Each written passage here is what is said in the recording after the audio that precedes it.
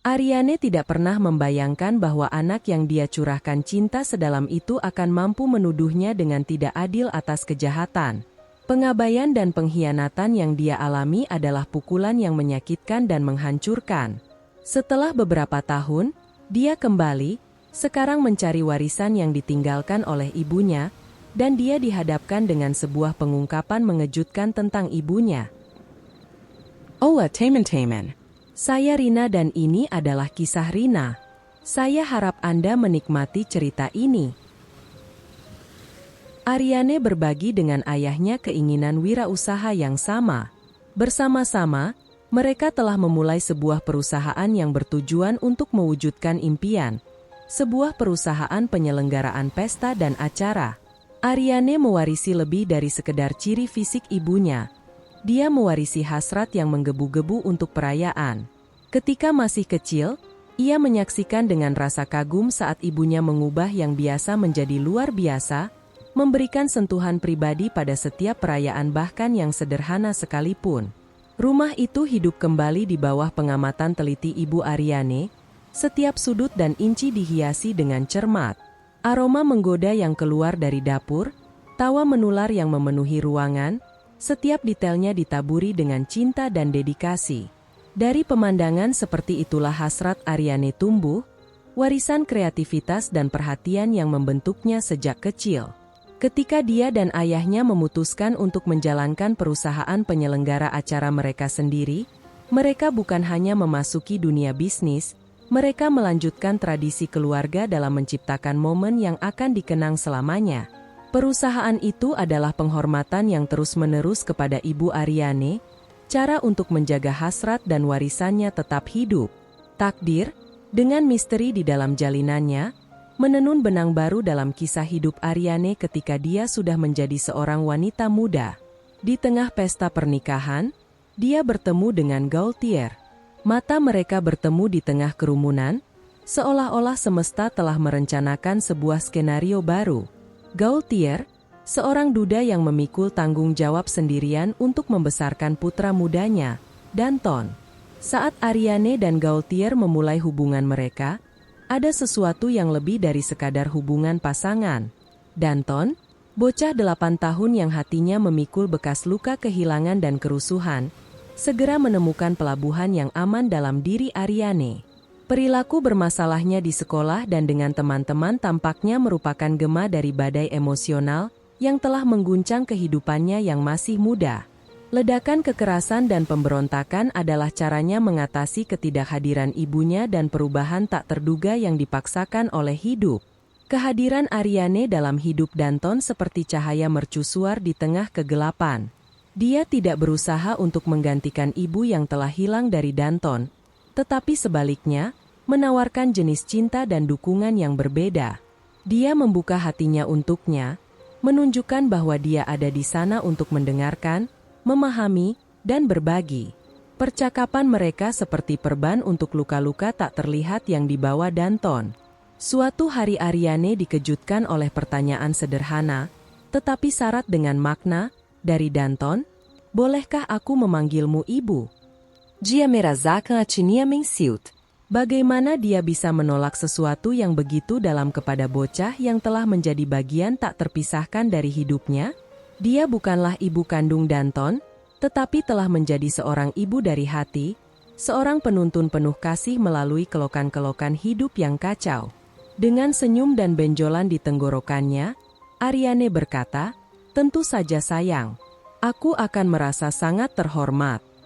Seiring berjalannya waktu, hubungan antara Ariane dan Gaultier tidak hanya bertahan, tetapi bermekaran. Hati mereka, dipersatukan oleh cinta dan perjalanan bersama, segera mengarahkan mereka pada langkah yang signifikan. Mereka memutuskan untuk menikah. Ariane, seorang ahli dalam menciptakan perayaan berkesan, kini memiliki kesempatan untuk membuat pestanya sendiri yang penuh impian. Dan dia tahu persis apa yang dia inginkan untuk pernikahannya sendiri. Pernikahan itu tampak seperti dongeng. Tapi elemen yang benar-benar memahkotai hari itu dengan emosi yang mendalam adalah partisipasi Danton, yang, dengan langkah-langkah penuh percaya diri, membawa cincin menuju altar. Tatapan Ariane dan Gaultier terpaku padanya, penuh kasih sayang. 1 dekade berlalu sejak hari ketika Ariane dan Gaultier saling bertukar janji dan cincin, dan seperti halnya waktu, ia meninggalkan jejaknya dalam kisah mereka. Apa yang dulu berkembang dengan sukacita dan harmoni sekarang menunjukkan retakan, tanda-tanda awal keausan mulai bermunculan. Apa yang sebelumnya hanyalah keanehan kecil sekarang berubah menjadi titik konflik. Perdebatan, yang dulunya jarang terjadi, sekarang tampaknya lebih sering dan intens. Sementara itu, Danton, bocah yang diangkat dan dicintai oleh Ariane seperti anaknya sendiri, kini berusia 18 tahun, menunjukkan bahwa bekas luka masa kecilnya yang penuh gejolak tetap ada. Penolakannya terhadap studi dan semakin menjauh dari kebersamaan keluarga seperti alarm diam-diam dari masalah-masalah yang mendasar. Hidup, seringkali tidak dapat diprediksi dan penuh liku-liku, bersiap untuk melemparkan tantangan baru pada kisah Ariane, Gaultier, dan Danton. Saat retakan dalam pernikahan mereka melebar, peristiwa eksternal muncul seperti gelombang yang bergolak, mengancam untuk mengguncang lebih jauh fondasi yang telah mereka bangun. Pukulan paling menghancurkan datang ketika ayah Ariane, mitra kepercayaannya di perusahaan acara, meninggal secara mendadak. Berita itu seperti petir yang menyambar langit cerah, meninggalkan kekosongan yang nyata. Perusahaan yang mereka bangun dengan begitu banyak cinta dan usaha sekarang berada di bawah bayang-bayang ketidakpastian. Ariane mendapati dirinya harus menghadapi realitas baru, di mana dia harus mengambil kendali sendiri, menghadapi tantangan yang sebelumnya mereka bagikan bersama. Sementara Ariane tenggelam dalam perjuangannya sendiri, Gaultier menerima tawaran pekerjaan di negara lain. Sebuah kesempatan yang menggiurkan, tetapi juga sebuah dilema. Prospek awal yang baru, sebuah peluang untuk menghidupkan kembali karirnya sendiri, bersinar di depannya. Namun, pada saat yang sama, itu akan berarti jarak fisik yang signifikan antara dia, Ariane, dan Danton. Gaultier memutuskan untuk mengejar kesempatan profesional baru ini, sebuah pilihan yang tak pelak akan menandai akhir dari pernikahannya dengan Ariane. Danton, yang sekarang seorang pemuda berumur 18 tahun, menghadapi pilihannya sendiri. Memilih untuk tinggal bersama ibunya, dia menolak tawaran untuk menemani Gaultier dalam perjalanannya ke negara baru. Ariane, pada gilirannya, dibebani dengan tanggung jawab perusahaan yang sebelumnya dia bagikan dengan ayahnya. Di tengah-tengah longsoran perubahan dan tantangan ini, Ariane menemukan percikan inspirasi, sebuah ide yang bisa menjadi solusi untuk berbagai masalah. Dia mengusulkan satu ide kepada Danton, mengajaknya bergabung dengan dia dalam pengelolaan perusahaan acara. Keputusan ini memiliki 2 tujuan. Pertama, akan meringankan beban tanggung jawab yang kini sepenuhnya ada di pundak Ariane. Kedua, keputusan ini juga akan membuka peluang bagi Danton. Dia bisa mendapatkan perspektif masa depan yang baru, sebuah kesempatan untuk terlibat dalam karir. Pemuda yang sebelumnya menunjukkan perilaku tidak dewasa dan tidak bertanggung jawab itu kini mengejutkan dengan setuju bergabung dengan ibunya dalam pengelolaan perusahaan acara. Sedikit demi sedikit, dia belajar setiap aspek dari operasi perusahaan. Mulai dari negosiasi yang rumit dengan pemasok hingga seluk-beluk hubungan dengan klien, Danton berkomitmen untuk belajar dan menguasai setiap sisi bisnis. Dedikasi dan keterampilan luar biasanya membuatnya mengambil tanggung jawab atas berbagai departemen, meninggalkan bagian kreatif di tangan terampil Ariane. Di balik fasad normalitas dan kesuksesan, tersembunyi kebenaran gelap, sesuatu yang akan ditemukan Ariane dengan cara yang paling buruk. Di kantor perusahaan yang tenang, Ariane sedang berkonsentrasi pada proyek acara yang mendekat. Pekerjaannya hanya terganggu oleh nada telepon yang terus berdering di bagian resepsionis. Setiap kali berdering, suara resepsionis bergema, memutuskan satu hubungan hanya untuk menjawab yang lain hampir seketika. Ketika mendekati resepsionis, Ariane melihat sekilas kenyataan yang mengejutkan. Pelanggan yang marah membanjiri jalur telepon, mengungkapkan kekecewaan dan frustrasi mereka.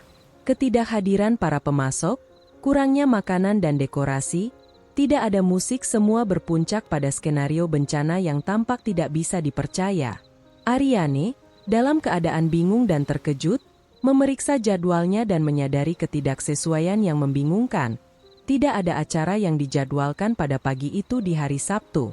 Kebingungan semakin dalam ketika resepsionis mengungkapkan bahwa Danton tidak ada dan tidak menjawab panggilan telepon. Kesedihan Ariane semakin meningkat ketika dia menyadari besarnya masalah.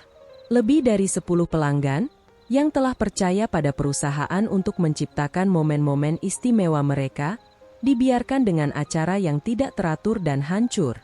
Kebenaran ini seperti tikaman di hati. Danton tidak hanya menegosiasikan kontrak untuk acara-acara ini, tetapi juga menerima pembayaran yang substansial dari pelanggan. Namun, dia belum membuat pengaturan yang diperlukan dengan pemasok dan, yang lebih menyedihkan, telah menghilang dengan uang tersebut. Dampak pengkhianatan ini segera menyebar melalui tindakan hukum yang diambil terhadap perusahaan. Sebagai satu-satunya perwakilan hukum perusahaan, Ariane sekarang terperosok dalam situasi yang memaksanya untuk menghadapi tidak hanya tindakan Danton, tetapi juga keputusannya sendiri. Tuduhan penipuan menggantung di atas Ariane. Untuk menghadapi denda dan implikasi hukum, dia harus mengerahkan semua sumber daya yang dimilikinya. Namun, badai ini masih jauh dari selesai. Hukuman yang paling berat baginya adalah hukuman penjara selama 1 tahun, sebuah kenyataan yang sangat menyakitkan. Pukulan terakhir datang dari sumber yang tidak terduga. Danton, putra yang selama ini Ariane percayai dan cintai, muncul sebagai saksi dalam proses pengadilan, tetapi kata-katanya bukanlah dukungan atau penebusan. Sebaliknya, dia menuduh Ariane, menempatkan semua kesalahan atas apa yang telah terjadi di tangannya.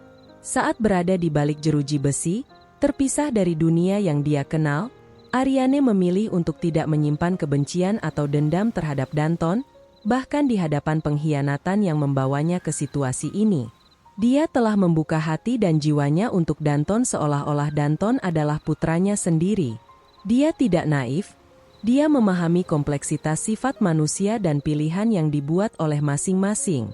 Namun, pilihannya untuk tidak menyerah pada kebencian adalah pernyataan integritas dirinya sendiri.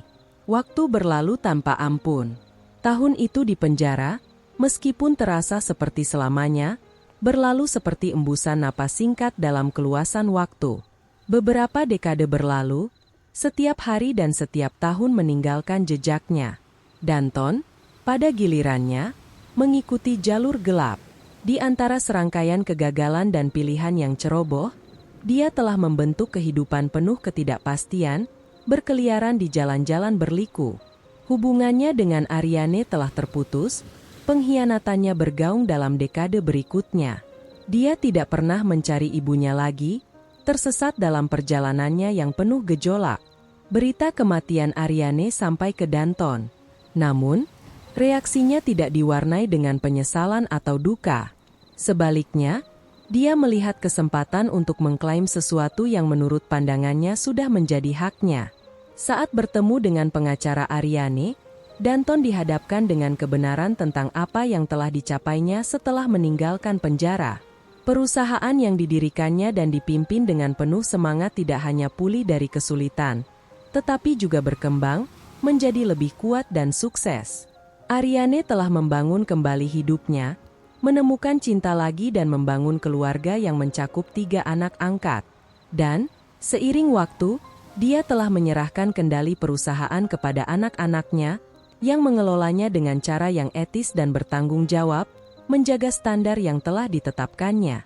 Danton kemudian menemukan pesan terakhir dari ibunya, sebuah catatan yang merangkum semua cinta, pengampunan, dan harapan yang selalu ia bawa di hatinya. Danton, anakku, aku mencintaimu dari awal hingga akhir, menunggumu selama bertahun-tahun, tetapi ketahuilah bahwa kamu selalu memiliki pengampunan dan cintaku. Dengan cinta, Mama. Kata-kata yang terkandung dalam catatan singkat Ariane mengungkapkan kesederhanaannya. Di dalamnya, tidak ada harapan akan tindakan tertentu dari Danton, tidak ada permintaan penyesalan atau perubahan. Sebaliknya, Catatan itu adalah ungkapan cinta keibuan yang murni dan tulus. Ariane, terlepas dari semua kesulitan yang dihadapinya, memilih untuk tidak membiarkan pengkhianatan Danton merusak kepercayaannya pada hubungan. Dia membuka hatinya untuk mengadopsi 3 anak lainnya, menunjukkan kemampuannya untuk terus mencintai dan mempercayai, meskipun ada luka dari masa lalu. Menjaga harapan pada kebaikan manusia tidak hanya melindungi kita dari kepahitan, tetapi juga memungkinkan kita menjadi agen perubahan positif. Jika Anda menyukai cerita ini, silakan beri like dan berlangganan channel kami.